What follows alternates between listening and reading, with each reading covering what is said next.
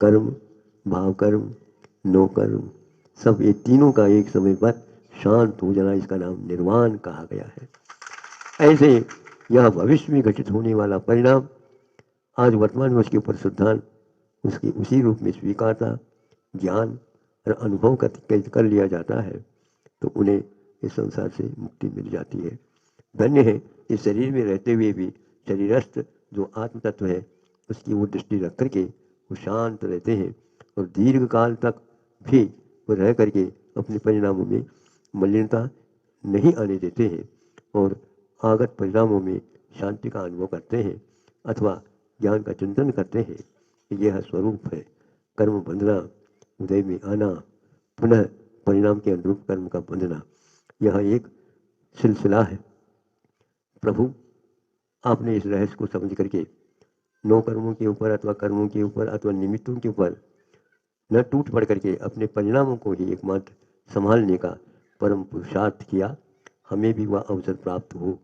यहाँ बड़े बाबा के सामने जा करके आप चिंतन करो, फिर बाद में यहाँ से जाना पड़ा, कोई बात नहीं, साथ बड़े बाबा का जो दर्शन किया था उसको सुरक्षित रख लो अपने मन में, अपने दिल में, और जब इधर नहीं आना होता तब तक आप बार बार उस संदूक में से, उस पिटारे में से, उस डिबिया में से जैसे कोई आप अपनी आभरण देख करके संतुष्ट हो जाते हो, ऐसे आप बड़े बाबा को अपने हृदय में धारण कर लो।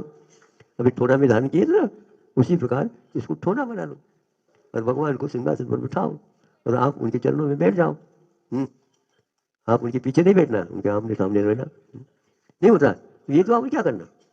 कुछ ऐसे भी व्यक्ति हैं जो यहाँ तक नहीं आ पा रहे हैं, सब कुछ है लेकिन वो आने की हिम्मत ही नहीं होती, बैठने की क्षमता नहीं है, सुनने की क्षमता समाप्त हो गई है। तो करोड़पति अरबपति, लेकिन अब पति पति है पत्नी बन गई, क्या करें। कोई कार्य अब शरीर के द्वारा कर ही नहीं सकते।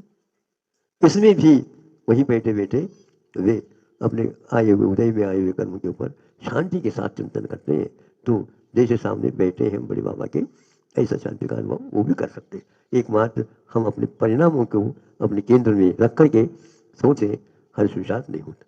सही विद्यार्थी वही है जो अपने परिणाम को सुन करके भी वह हर्ष विषाद नहीं करता, आगे और अच्छा परिणाम निकले उसके योग्य पूरा तैयारी करता रहता है। बार बार अपने को पुरुषार्थ करना सही दिशा में, यह भी एक उज्जवल भविष्य का प्रतीक है।